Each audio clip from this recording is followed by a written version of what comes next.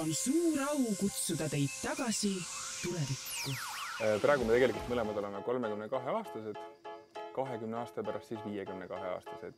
Pensionini, mida me mitte kunagi teatavasti ei saa, on siis veel omakorda aega 52 aastat. Veel 52 aastat peale seda.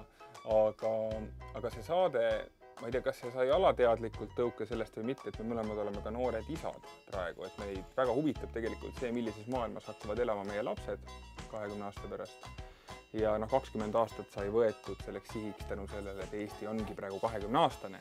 Et need muudatused, mis on juhtunud 91. kuni 2011.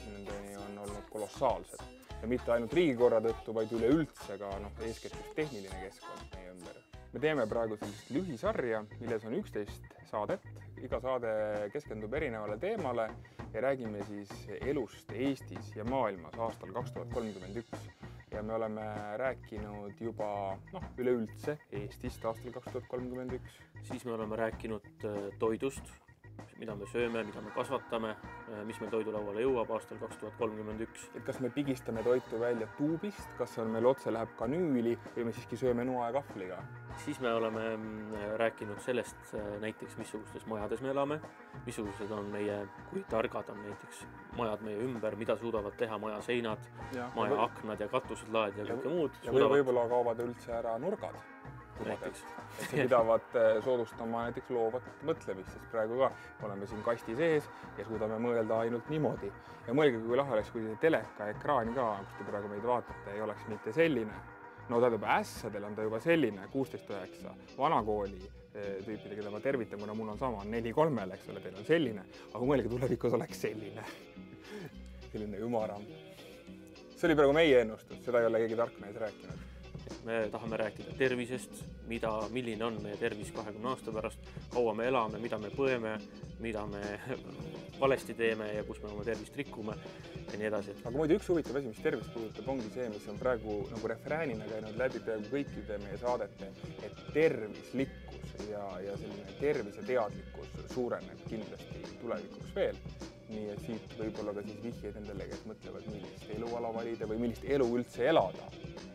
Rääkimata sellest, et pensioni me nüüd ei saa, see on fakt. See seda, et tulebki elada tervislikult. Ja, nii et sööge porgandit. Ja loomulikult oleme me kutsunud stuudiosse Eesti parimad visionäärid. Saatesse on seal selliseid kõnelejad, kelle sarnaseks me kõik tahame saada.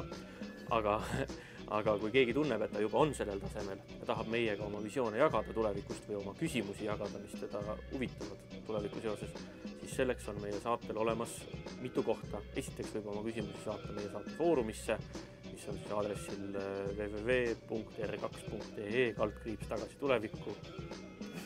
Ja sealt te leiate ka foorumi kergesti üles.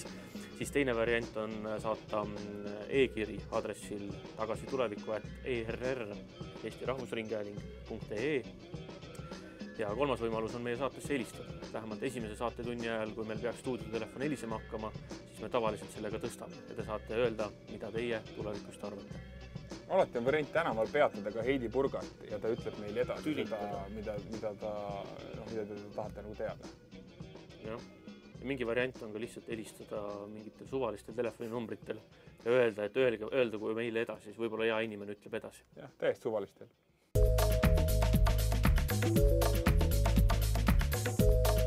Ja ühe asja tahaks veel ära klaarida, et see saade Tagasi tulevikku tegelikult ei ole üldse mõeldud praegu kuulamiseks.